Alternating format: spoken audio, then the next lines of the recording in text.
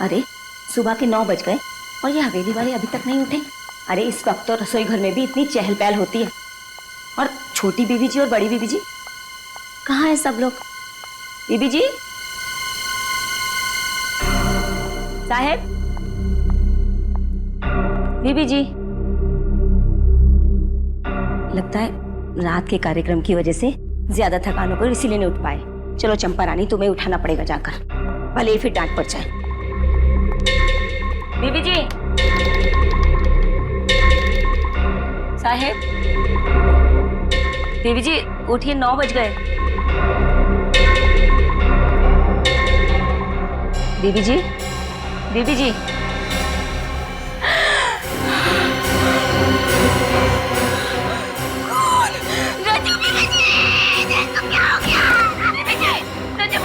क्या हो गया छोटी?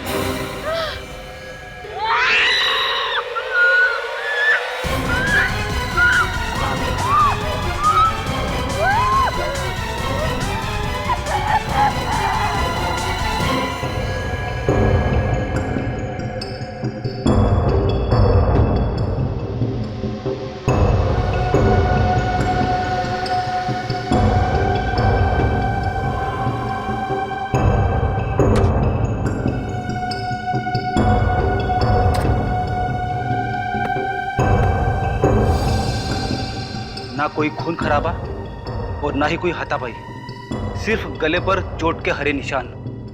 सर, इन चारों को भी वैसे ही मारा गया है, रुमाल में पत्थर बांधकर। पहले शालिनी, फिर रूहान और अब ये चारों। सर, पूरा घर साफ कर दिया, रुपए पैसे गहने सब लेके कुछ भी नहीं छोड़ा। मुझे नहीं लगता है किसी एक आदमी का काम हो सकता है। चोरी, लूट और फिर खून। सर, अब इन लोगों का स्टाइल थोड़ा थोड़ा मेरी समझ में आ रहा है। ये लोग छोटे शहरों में अपना शिकार करते हैं ताकि किसी की नजर में ना आए। देखिए, क्या आप बता सकती हैं कि कल रात को आपने इस घर में किसी को आते जाते हुए देखा था? कोई मेहमान या फिर कोई और? साहब, कल 8 बजे तक तो हम इसी घर में काम कर रहे थे। हमने रात के बर्तन साफ किए, सबके बिस्तर लगाए और फिर हम पांचों घर से बाहर साथ में ही निकले थे। साहब, पांचों मतलब? बड़ी मेम साहब, छोटी मेम साहब, बड़े साहब, छोटे साहब और हम। मतलब कल शाम को ये चारों कहीं बाहर गए थे? वो लोग कोई नाटक देखने के लिए गए थे। नाटक? कौन सा नाटक? महाभारत कला भवन नाटक मंडली का। मैं भी वहीं पे था। तुमने उन चारों को वहां पर किसी अनजान आदमी से बात करते हुए देखा था? नाटक खत्म होने के बाद चारों मंडली वालों से मिलने के लिए रुके थे, उनकी तारीफ करने के लिए। और बातों ही बातों में उन्होंने कला मंडल कंपनी को 50,000 रुपए देने का वादा भी किया था। 50,000? इतने सारे पैसे क्यों? कला के पुजारी थे और बहुत पैसे वाले थे वो लोग। जरूर ये काम उन्हीं नाटक मंडली के कलाकारों का है। अगर उन्हें जल्द से जल्द रोका नहीं गया तो न जाने और कितने मासूम लोगों का खून करेंगे ये लोग। लेकिन इन लोगों के खिलाफ कोई सबूत या गवाह नहीं है हमारे पास। अब इन लोगों को गिरफ्तार करने के लिए एसीपी सर के प्लान बी का इस्तेमाल करना पड़ेगा। हम पांडवों और आपकी पुत्र वधू द्रौपदी को 13 वर्ष अज्ञातवास में जाने की आज्ञा दीजिए। मुझे अपने वचन का पालन करने दीजिए। अरे यार, कॉस्ट्यूम में मजा नहीं आ रहा यार। हंसो मत यार, कंसंट्रेट करने दो। चलो स्टार्ट करो। बस!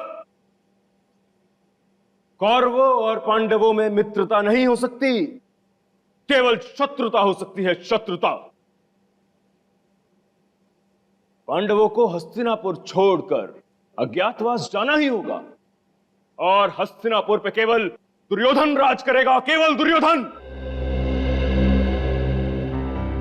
चलो भाई, किसकी लाइन आगे? अरे आगे अर्जुन और भीम की एंट्री है। दिनेश तो अचानक गायब हो गया, बचा रूहान, वो ऐन वक्त पे छोड़ के चला गया। हमें और कलाकार चाहिए। और द्रौपदी? द्रौपदी के बिना तो कैसी महाभारत? और फिर द्रौपदी के बिना महाभारत का तो युद्ध ही नहीं हो सकता ना। अरे यार, मैं मुद्दू साहब से कितनी बार बोल चुका हूँ कि कलाकारों का अरेंजमेंट करें, उन्हें मेरी बात समझ में नहीं आती है। ये मुत्तू साहब है कहाँ? तुम्हारी बात सुन ली गई है संजीव। मैं अपने साथ ऐसे कलाकारों को लेकर आया हूँ जो कला भवन नाटक मंडली में हमारे साथ परमानेंट काम करने के लिए तैयार है। कहाँ है वो कलाकार? आओ ऊपर आओ सब लोग, आओ सभी लोग आओ, मिलिए हमारे नए कलाकारों से। ये है भीम, ये अर्जुन और ये द्रौपदी। नमस्ते। आप लोगों के साथ काम करने में बहुत आनंद आएगा। कला भवन में आपका स्वागत है। मैं केतन और आप? मैं तारिका। हमारा नाम नहीं पूछेंगे क्या? मैं अभी, और ये इनसे मिलिए, ये दया, बहुत दयालु हैं। हम सब नाट्य मंडली में काम कर रहे थे साथ में। मुद्दू साहब ने हमें आपके नाटक में रोल देने का वादा किया तो हम लोग मना नहीं कर सके। अच्छा, वो मुद्दू साहब से पैसों की बात हो गई आप लोगों की? हाँ, पैसों की बात हो गई है, आप चिंता मत कीजिए।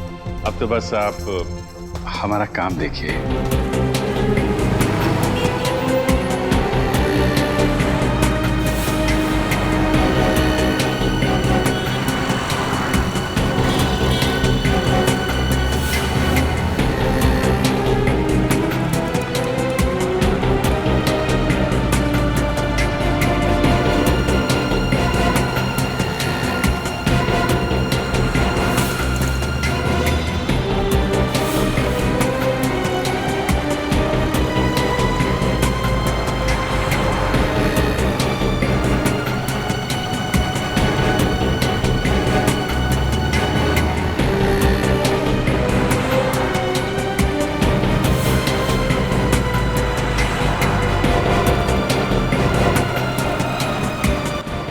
सर कुछ भी नहीं मिला, कुछ पता नहीं चला। सर इस तरफ तो नहीं है,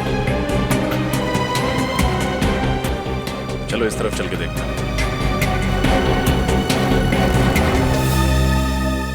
गहने जल्दी से तैयार करो। इस दुकान के मालिक कौन है? अंदर है साहब।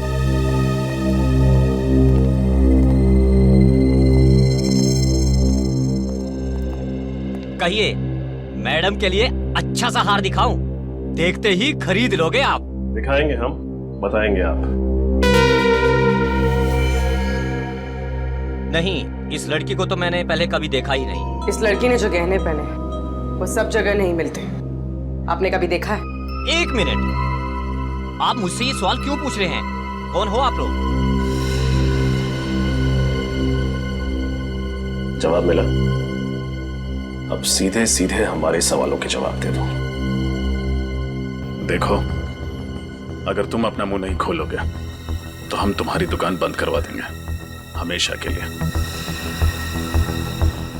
इस फोटो में जो गहने का डिजाइन है, ये गहना आपकी दुकान पे बेचा गया है ना? नहीं साहब, ये गहने तो मैंने खरीदे ही नहीं, पक्का। कमाल है, फोटो ढंग से देखा भी नहीं और आपको पक्का पता है कि आपने ये गहना नहीं खरीदा। याददाश्त अच्छी है आपकी। सेठ जी, बाद में देख नहीं रहे हो, मैं साहब लोगों के साथ बात कर रहा हूँ। चलो। एक बात बताइए, जब आप गहने खरीदते हैं तो आप उसका भाव कैसे लगाते हैं? सबसे पहले वजन किया जाता है, ये जानने के लिए कि सोना कितना तोला है, और उसके बाद फिर चेक किया जाता है, ये जानने के लिए कि सोना खरा कितना है, और फिर जैसा ग्राहक वैसा दाम। पहले फुटबॉल खेलते थे ना?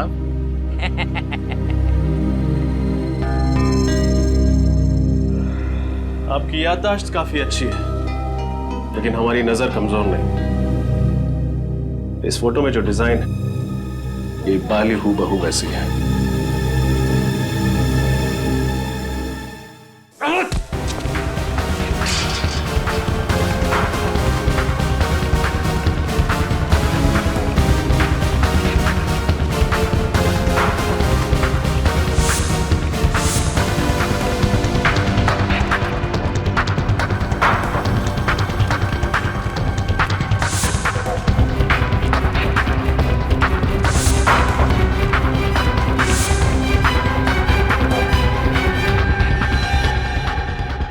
जल्दी कहाँ गायब हो गया?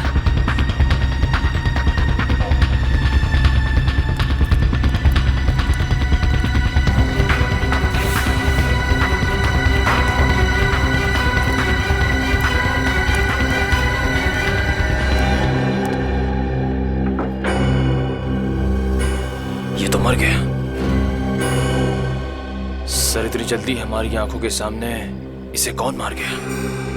जिसने भी ये किया है उसने हमारी मुश्किलें और बढ़ा दी। ज्येष्ठ भ्राता युधिष्ठिर, मैं प्रण लेता हूँ। ज्येष्ठ भ्राता युधिष्ठिर, मैं प्रण लेता हूँ। कोई फायदा नहीं। कोई फायदा नहीं। अरे ये डायलॉग्स थोड़े ना है, मैं तो दया से बात कर रहा था। अच्छा कोई फायदा नहीं है। यहाँ नेटवर्क की इतनी दिक्कत है कि 1 मिनट की बात करने के लिए 5 मिनट तक टहलना पड़ता है। अर्जेंट एक फोन करना था।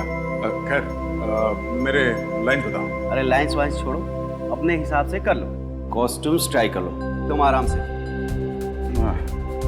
वैसे मुझे लगता नहीं है कि आप लोगों ने इससे पहले ऐसे ऐतिहासिक और सांस्कृतिक नाटकों में काम नहीं किया है।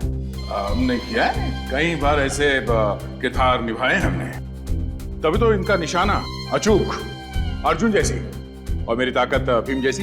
क्या है ना, अभी पहली बार आप लोगों के साथ काम कर रहे हैं ना, एक बार जान पहचान होगी तो फ्लो में आ जाएगा।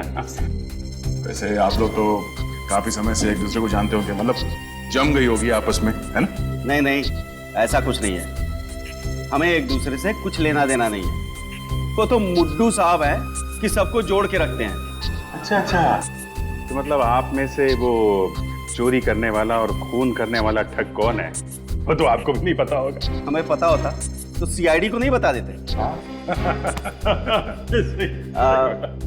जी हाँ, द्रौपदी की कॉस्ट्यूम तारिका को हो गई। कॉस्ट्यूम तो बिल्कुल फिट है, लेकिन ये विग आप देख लीजिए, थोड़ा विग में शायद थोड़ा कुछ प्रॉब्लम। इस कॉस्ट्यूम और विग की दुनिया से तो मेरी फोरेंसिक लैब और केमिकल्स ही बेहतर है। क्या बात है, मैं मदद करूं कुछ?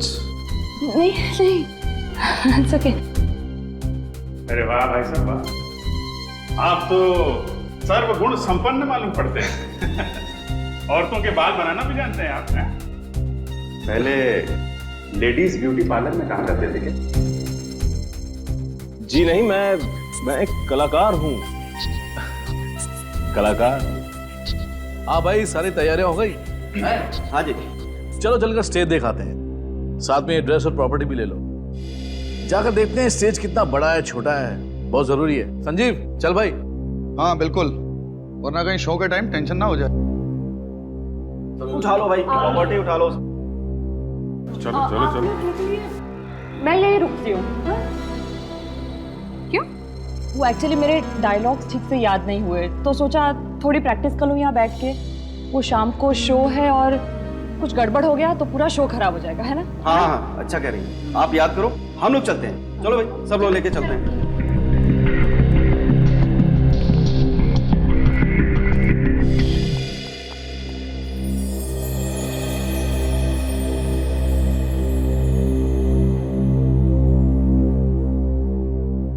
अरे भाई, सारी कॉस्ट्यूम्स और प्रॉपर्टी ठीक तरह से चेक कर ली है ना? ध्यान से, कोई भी चीज छूटने ना पाए। शो में किसी भी किस्म की गड़बड़ी नहीं होनी चाहिए, ठीक है ना?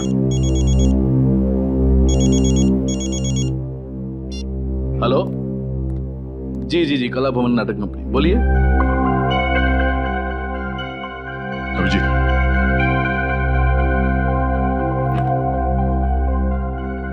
ये देखो रुमाल। इनका महाभारत के नाटक में क्या लेना देना? मैंने पत्थर रख दिया और इसे ऐसे बंद करके जोर से घुमाया। इसके अंदर की चीज सीधी जाकर के सामने वाले के कंठ पर लगी और ऑक्सीजन की कमी की वजह से उसकी मौत हो गई। तो इस रुमाल में पत्थर बांध के खून किया जाता है। खून इन कलाकारों में से ही कोई है। कोई चक्रव्यूह रचना पड़ेगा खूनी को पकड़ने के लिए। अरे भाई, सारी प्रॉपर्टी चेक हो गई? हाँ, चेक तो हो गया, पर ये प्रॉपर्टी देखिए, समझ में नहीं आ रही है कहां से है। देखिए ये रुमाल। हाँ, ये यहाँ क्या कर रहे हैं? अरे भाई मीर जी जरा। अबे सतयुग के नाटक में ये कलयुग का रुमाल देने वाले थे कलाकारों को? हद हो गई यार। मुझे क्या पता कि किसने रख दिया। हाँ, हो सकता है किसी कलाकार ने धो के सुखाने के लिए रखा होगा। हाँ, और क्या, एक काम करते हैं, रुमाल को संभाल के रख लेते हैं, मीर साहब का पसीना पोछने के काम आएगा।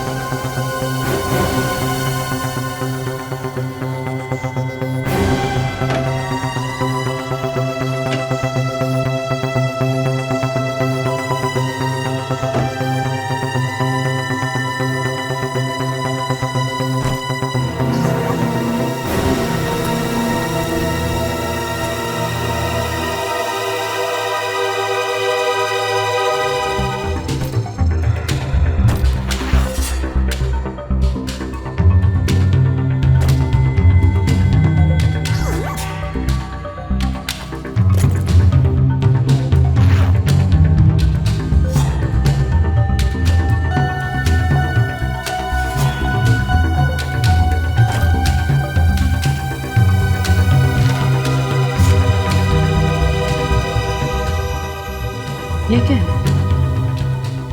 लॉज के बिल्स, आरके लॉज, केशवर,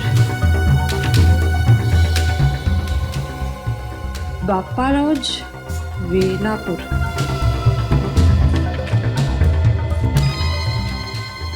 नीलम लॉज, सीरकपुर। सीरकपुर? लेकिन ये तो नीलम लॉज नहीं है। और ये बाकी दोनों शहरों में भी कला भवन, नाटक मंडली वाले तो सरकारी लॉज में रुके थे। इस लॉज के बिल्स यहाँ क्या कर रहे हैं?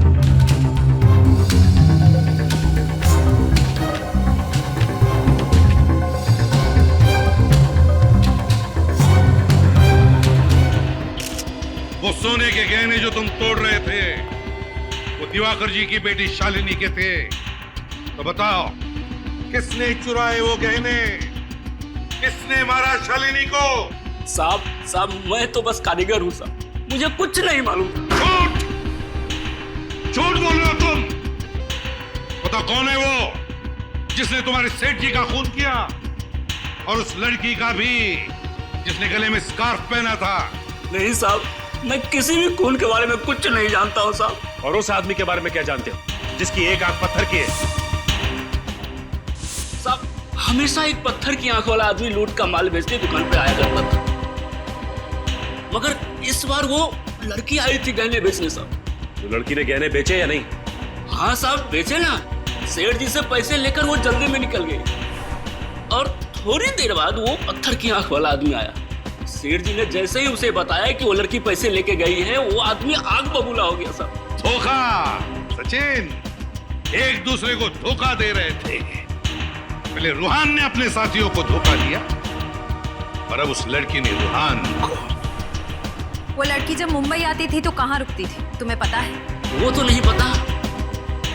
हाँ, लेकिन वो जब भी सेठ जी की दुकान पे आती थी तो ऑटो वाले को 15 रुपए देती थी। छुट्टा तो उसके पास कभी होता ही नहीं था, हमेशा मुझसे ही लेकर देती थी। 15 रुपए? ऑटो रिक्शा का भाड़ा 15 रुपए होता था? इसका मतलब है ये लड़की जरूर कहीं वहीं आसपास किसी लॉज में रहती थी इस दुकान से। सचिन पता लगा। क्या मतलब है इस बात का, मुझे बताओ कि तुम लोगों को पैसे नहीं मिलेंगे तो तुम शो नहीं करोगे? मैं सिर्फ पैसों के लिए काम कर रही हूँ, कोई समाज सेवा नहीं कर रही हूँ। सबको पैसे मिल जाएंगे, तुम्हें भी पैसे मिल जाएंगे। लेकिन मुथु साहब आप पैसे लाएंगे कहाँ से? उसकी कोशिश में कर रहा हूँ। संजीव समझाओ इनको, मैं इन सबको। देखो मुझे इनके बैग में से लॉज के बिल्स मिले, तो देखो। इसका मतलब कोई है जो कला भवन नाटक मंडली का पीछा कर रहा है। जिस शहर में ये मंडली गई उसी शहर में उसी तारीख को ये अनजान लोग लॉजेस में जाके ठहरे थे। लेकिन ये बिल्स यहाँ पे आए कैसे? लॉज में जाके पता करना पड़ेगा कौन है ये लोग और इनका मकसद क्या है। एक मिनट। Hello hello. तो होंगे कहीं का। मुझसे बोला यहाँ पे नेटवर्क नहीं मिलता, खुद फोन पे बात कर रहा। देखो दया, कौन सा नेटवर्क है इसका?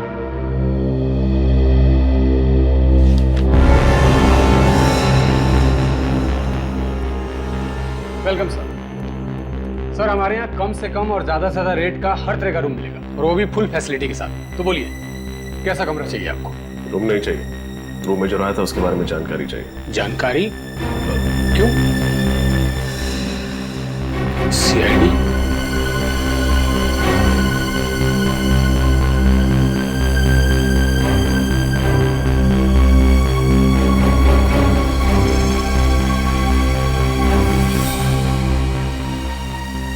जानते हो सर?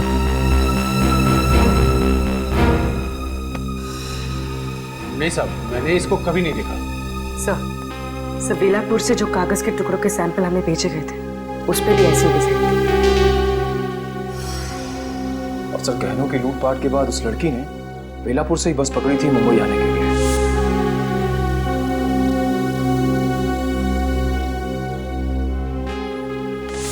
सर इसका मतलब वो लड़की इस लॉज में आई थी। कोई लड़की याद? गोरी दुबली, हाइट लगभग 5.5 फुट, गले में स्कार्फ, आंखों पे बड़ा सा चश्मा और हाथ में काला रंग का सूट। नहीं साहब, पक्का नहीं है। खाना खाया तू? खाना? नहीं। क्यों? जेल में क्या मस्त खाना बनाया आज। मोटी रोटी, पतली दाल, तीखी मिर्च। चल सब छोड़ो तो। सब माफ कर दो साहब, गलती हो गई साहब। मैं लालच में आ गया था। मुझे उस आदमी ने मुंह बंद रखने के लिए 5000 रुपये देते साहब। मेरा बस इतना ही कसूर है। वो बहुत डेंजर आदमी दिखता था साहब। उस आदमी के बारे में क्या क्या जानते हो, सब कुछ बताओ। वो आदमी 2 दिन से इस लॉज में रुका हुआ था। अभी भी है? नहीं मैडम, अभी चला गया साहब। और हाँ साहब, वो मैडम काले रंग का सूटकेस लेके उससे मिलने आई थी आज। मिलने आई थी? फिर मिली उससे? नहीं, वो यहीं पे बैठ के उसका इंतजार कर रही थी कि अचानक उस मैडम का फोन आ गया और वो बात करते हुए निकल गई। अभी तकरीबन 1 घंटा पहले। कमाल है, जिस आदमी से वो डर के भाग रही थी, उससे मिलने वो यहाँ क्यों आई? आई थी, मिली नहीं, फिर गई कहाँ? सर कहीं इस डिजाइन में उस जगह का पता तो नहीं है जहां वो गई है?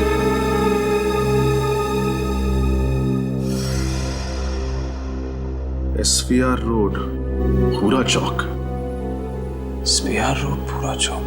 सर, नचकेत जी और जीवराम जी ने जिस नाट्य संग्रहालय के बारे में बताया था, वो भी SVR रोड, पूरा चौक में है। कि वो संग्रहालय तो कई साल पहले बंद हो चुका है। सर पर वो तो सालों पहले बंद हो चुका है। क्या? तो फिर वो लड़की उस बंद संग्रहालय में क्या करने गई थी, जबकि उसे तो मुंबई शहर छोड़ के भाग जाना चाहिए था।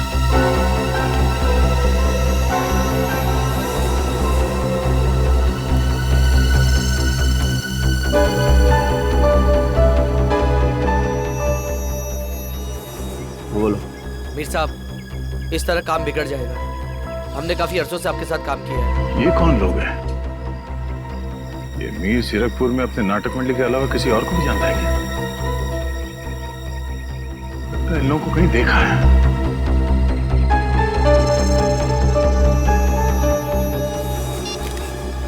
तुम लोगों को यहाँ नहीं आना चाहिए था।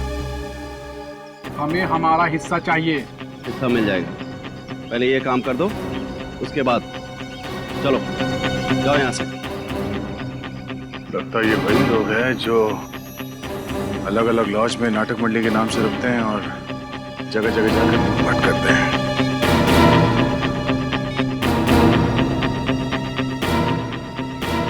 सर, मैं कुछ फोटो भेज रहा हूँ सर। लगता है ये वही लोग हैं जो उस नाटक मंडली में जुड़े हुए हैं।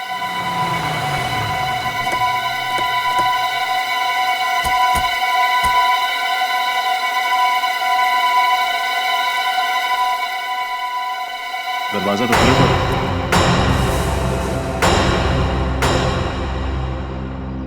अगर ये जगह काफी दिनों से बंद पड़ी है तो यहाँ पे आत्मा वगैरह। डैडी, क्या डर पा रखा है तुमने आत्मा? बाहर निकले से, नहीं डर तुम्हारे लिए बीमारी बन जाएगी। मैं कोशिश करूंगा सर, लेकिन ये पत्थर की आंख वाला आदमी इस लड़की को यहाँ क्यों लेकर आया होगा? शायद यहाँ पे पैसों का बंटवारा करने आए होंगे। चलो अंदर चल के देखते हैं।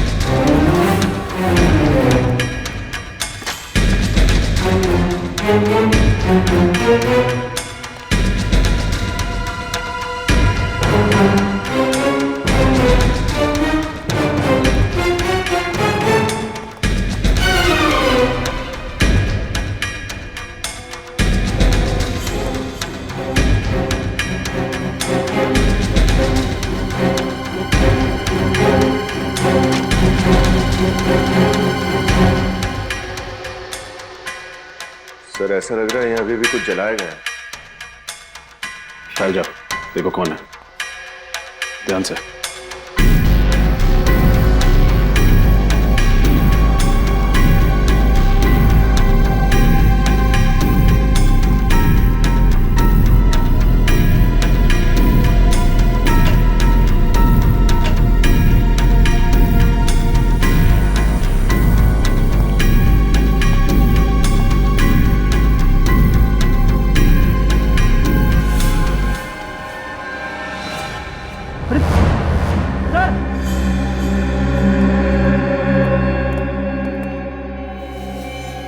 ये तो वही लड़की है जिसे हम ढूंढ रहे थे।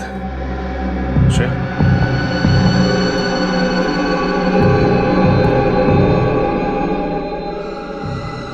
सर सांसें चल रही हैं।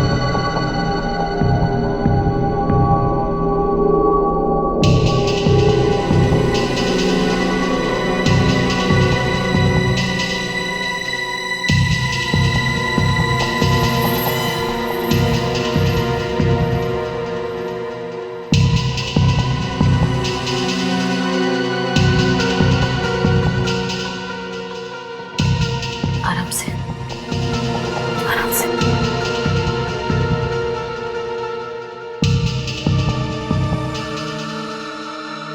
नाम क्या है तुम्हारा?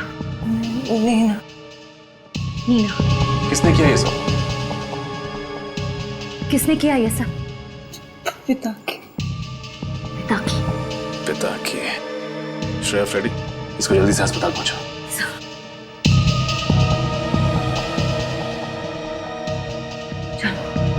समझ गए।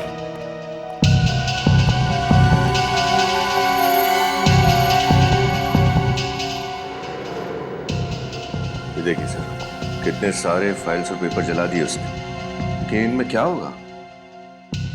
कुछ तो है जो पिता की जलाकर खत्म करना चाहता था। देखता हूं।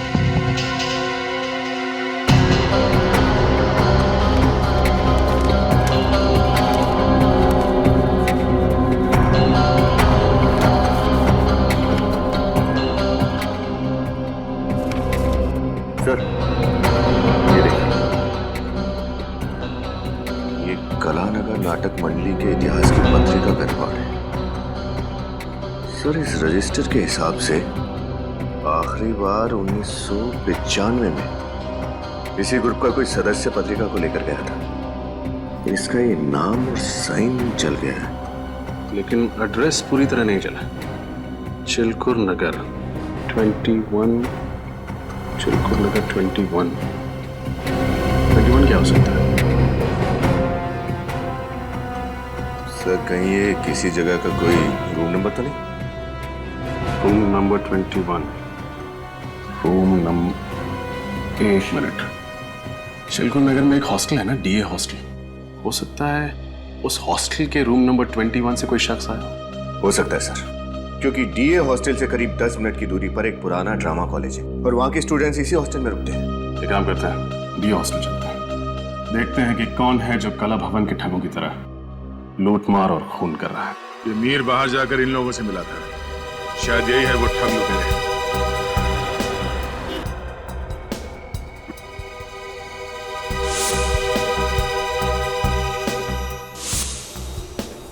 अच्छा, ये ठग लुटेरे नाटक मंडली के साथ साथ घूम रहे हैं। जहाँ जहाँ ये नाटक मंडली जाती है, ये लोग वहीं वहीं पे लॉजेस में जाके ठहर जाते हैं। कहीं रिश्तेदार बन के और कहीं गवाह बन के अपना काम कर रहे हैं। तो बिल्स कौन जमा कर रहा है उसके बारे में अभी तक कुछ पता नहीं लगा। मीर पे ही नजर रखते हैं, सब पता चल जाएगा। घबरा मत भांजे, जब तक तुम्हारा शकुनी मामा जीवित है ना, तब तक पांडवों की कोई चाल नहीं चलेगी।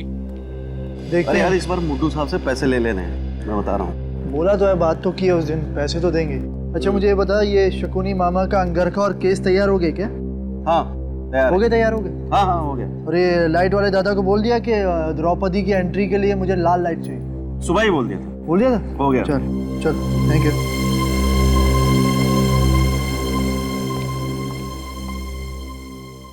ये मेरे अहंकार का नहीं, आत्मसम्मान का प्रश्न है। वो कितनी कॉम्प्लिकेटेड लाइन्स कैसे बोल लेते हैं देखो, कैसे याद रखते हैं। ये फॉरेंसिक में ठीक है बॉस। नहीं यार, मैं सिखाऊंगा ना, सिखाऊंगा, कुछ नहीं हो सकता। अरे नहीं, मैं कोशिश करता हूँ ना यार, हो जाएगा, हो जाएगा। आज मैं ये प्रण ठानती हूँ कि मैं ये केस जब तक उस दुष्ट दुशासन के रक्त नहीं रंगे जाएंगे, ये केस मैं हमेशा ऐसे खुला ही रखूंगी। वाह वाह, क्या बात, क्या बात है, क्या एक्टिंग करती हैं? हाँ, ये काम कीजिएगा, जब ये केश वाली लाइन बोली ना आपने, तो बालों को थोड़ा सा ऐसे करके झटक दीजिए, बहुत मस्त लगेंगे। वैसे एक बात बोलूं, आप पूरी बहुत मस्त दिखती है। दुर्योधन, क्या नाम है तुम्हारा? केतन। तारिका जी के बाएं कंधे में चोट लगी है, इसलिए वो ऐसे बाल नहीं कर सकती। इसलिए बेहतर होगा कि तुम नीचे जाओ और रिहर्सल करो। नीचे जाओ और रिहर्सल करो। नीचे जाओ। बेचारा केतन बाल बच गया। यार तुम्हें मजाक सोच रहा है यार? अरे मजाक क्या करो यार, ये मीर कहाँ गायब हो गया? तो यहीं पे फोन पे बातें कर रहा था, ये गया कहाँ? सॉरी सर, सॉरी, आपको इंतजार करना पड़ा। बताइए क्या काम था? क्या साल 1995-96 में आप इस हॉस्टल में काम कर रही थी? नो सर, मैं तो सिर्फ पिछले 2 सालों से यहाँ काम करती हूँ। कोई और है इस हॉस्टल में जो उस समय से काम कर रहा हो? जी हाँ, पार्थ जी। सर वो 1995 से इस हॉस्टल के फैकल्टी मेंबर हैं। बुलाऊं मैं? प्लीज।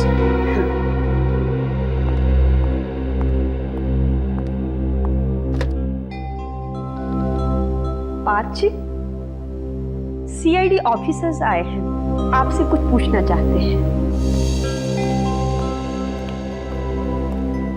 जी, क्या मदद कर सकता हूँ आपकी? जी, हम एक ऐसे स्टूडेंट के बारे में पता लगा रहे हैं जो पास वाले ड्रामा कॉलेज में पढ़ता था। क्या नाम है उसका? उसका नाम तो हमें नहीं पता। इनफैक्ट हमें यह भी नहीं पता कि वो लड़का है या लड़की। हमें तो सिर्फ इतना पता है कि 1995-96 में वो यहाँ आपके हॉस्टल में रहता था या रहती थी। 95-96, यस, ड्रामा कॉलेज के कुछ स्टूडेंट्स यहाँ रहते तो थे। इनफैक्ट एक नाट्य महोत्सव में उन्होंने हिस्सा भी लिया था और ट्रॉफी जीत कर लाए थे। मुझे अच्छी तरह याद है, दिन रात रिहर्सल करके उन लोगों ने नाच में दम कर रखा था मेरा। उन विद्यार्थियों का नाम पता कुछ बता सकते हैं आप? आई एम सॉरी, इतने पुराने रिकॉर्ड्स नहीं है हम लोगों के पास। आपने कहा कि उस साल उन्होंने नाट्य महोत्सव में ट्रॉफी जीती थी। यस। तो फिर कोई फोटो वगैरह तो होगी आपके पास? यस, एक एल्बम है, फोटो एल्बम। ठीक है, वो फोटो एल्बम हमें चाहिए। Yes, here it is. Thank you.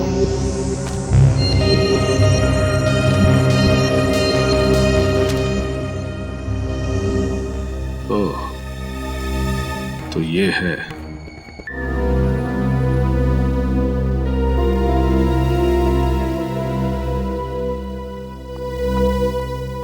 Hello. क्या तुम्हें 50,000 रुपए बतौर कमीशन चाहिए? दिमाग खराब हो गया तुम्हारा। कहां से लाऊं मैं इतने पैसे?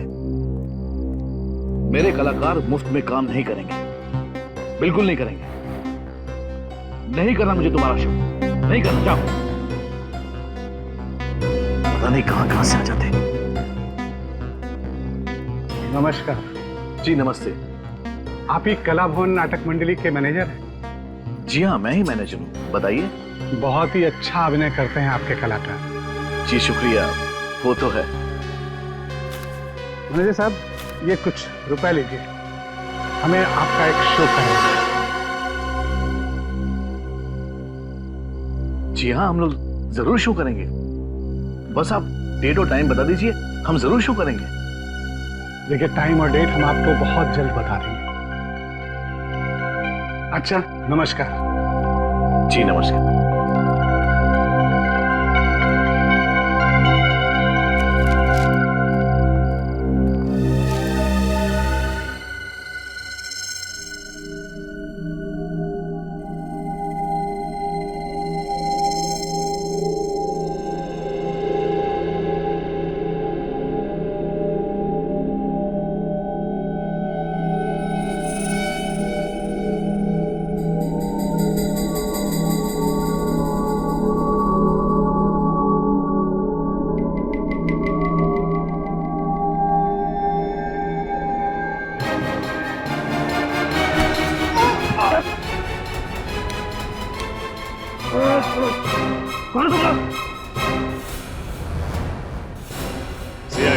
सीआईडी पत्थर से झटका देकर लोगों को मारते हो ना तुम लोग, अब हमारा झटका देखना।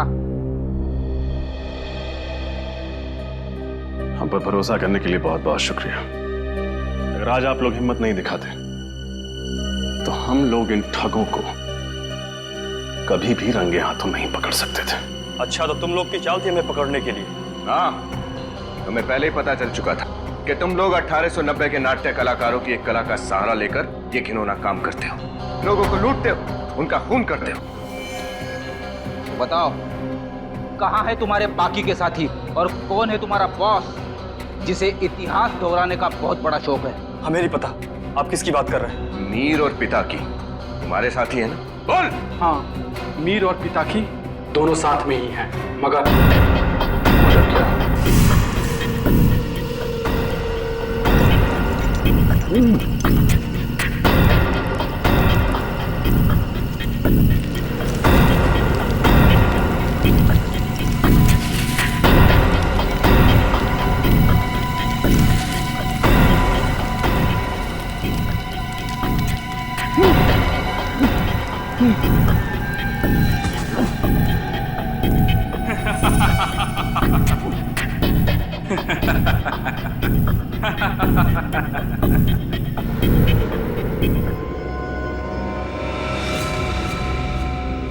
सरदार के साथ विश्वासघात, तुम नहीं बचोगे। मैं तुम्हें छोड़ूंगा नहीं पिता की। पहले अपने आप को तो छुड़ा के दिखा मीर साहब।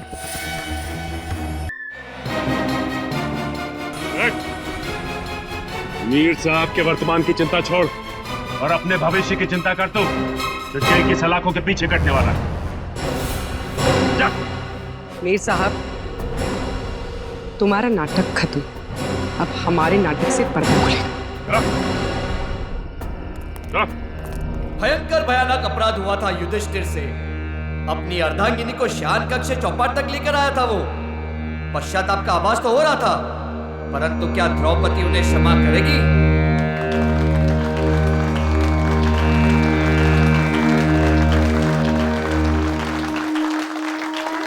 मैं आपकी अर्धांगिनी हूँ, जीवन संगिनी हूँ, कोई वस्तु नहीं जिसे आप दांव पे लगा दे। घोर अपराध हुआ है मुझसे पांचाली।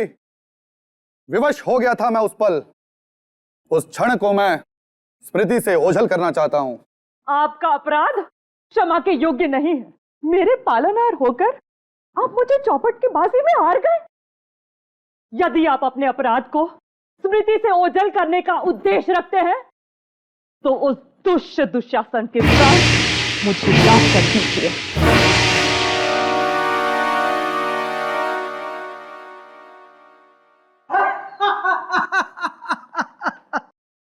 ओ द्रौपदी, जिसका स्वयं कोई सम्मान नहीं, वो क्या किसी के प्राण निकाल पाएंगे? तुम्हारे पांचों प्राणनाथ ने तुम्हें अनाथ बना दिया है। यदि मांगना ही है तो मुझसे मांगो। इन कायरों से मांगोगी तो केवल दरिद्रता एवं अपमान ही पाओगी। दुशासन, इस भ्रम में मत रहना। यदि चौपड़ में हमारी हार हुई है तो हमारा बाहुबल निर्बल हो गया है। तुम्हारी कटु वाणी जिस मुख से निकली है, उस मुख का मुखारबिंद मैं नष्ट कर दूंगा दुशासन। मैं पांचली आज ये प्रण लेती हूँ कि जब तक ये दुष्ट दुशासन के रक्त से अपने केश न रंग दूं, मैं अपने केश हमेशा खुले ही रखूंगी। मैं तुमसे वादा करता हूं पांचाली, इस दुशासन की छाती चीर कर इसका लहू निकाल लूंगा मैं। ये सब क्या अनर्थ हो रहा है? इस दुर्भाग्यवश परिस्थिति की उपज मेरे ही कारण हुई है। सत्य वचन भ्राता युधिष्ठिर, सत्य वचन। असली अपराधी आप हो, इसलिए केवल दंड आपको ही प्राप्त होना चाहिए। डायलॉग भूल गया क्या? ना अर्जुन ना, मैं नहीं, हम सब द्रौपदी के अपराधी हैं। हम सब ने मिलकर उसे चौपड़ के दांव पर हारा है। हम आपके आज्ञाकारी हैं, आपकी आज्ञा का पालन करते हैं बड़े भैया। हाँ, असली अपराधी तो आप ही हैं। ये अपराध की उपज आप ही के दिमाग में आई थी? ये दोनों अर्जुन और भीम मेरे नाटक की वाट लगा देंगे। नितिन, नितिन, इससे पहले कि पब्लिक हमारे ऊपर अंडे और टमाटर फेंके, तुम एक काम करो, द्रौपदी को यहां पर ले आओ और युद्ध का ऐलान कर दो। रुक जाओ पांडवों, तुम में से असल अपराधी कौन है इसका निर्णय तुम लोग बाद में कर लेना, परंतु अभी मैं द्रौपदी को अपने साथ लेके जा रहा हूं। तत्पश्चात नहीं, निर्णय अभी ही होगा। द्रौपदी, ये अर्जुन तुम्हारा और अपमान नहीं होने देगा। भ्राता भीम, दुशासन को समझा दो। तो आ गया भ्राता, चल। ये तुम क्या कर रहे हो भीम? इस सारे नाटक के नुकसान की भरपाई मैं तुमसे वसूल करूंगा। हम लोग सीआईडी से हैं और खूनी को पकड़ने के लिए जाल बिछाया हम लोगों ने, समझे? इसलिए आप लोगों से विनती है कि आप लोग यहीं खड़े रहिए और हमारा नाटक देखिए। आपके इस अपराध का सिर्फ एक ही दंड है, मृत्युदंड। ये क्या कह रहे हो अनुज? अपने ज्येष्ठ भ्राता पर बाण चलाओगे? ना भ्राता, ना ना। इस पापी की हत्या करने के लिए आपको अपने बाण नष्ट करने की जरूरत नहीं है। इसे मारने के लिए मेरे पास एक नया शस्त्र है। ये शस्त्र आज से हजारों साल पश्चात कलयुग में उपयोग किया जाएगा, जिसकी शुरुआत साल 1890 में होगी और तत्पश्चात 2013 में संजीव नाम का एक अपराधी मनुष्य वध के लिए इस शस्त्र का उपयोग करेगा। ये क्या बोल रहे हो? मैं निर्दोष हूं, मैंने कोई खून नहीं किया। झूठ मत बोलिए भ्राता श्री, हमारे पास केवल साक्ष्य ही नहीं, साक्षी भी हैं, मतलब सबूत ही नहीं, गवाह भी हैं। गवाह पेश किए जाएं।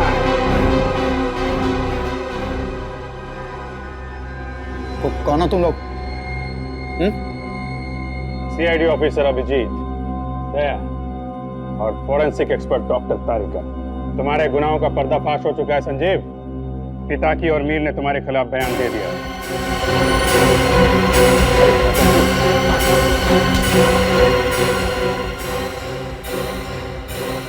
रणभूमि छोड़ के कहां भाग रहे हो ज्येष्ठ भ्राता?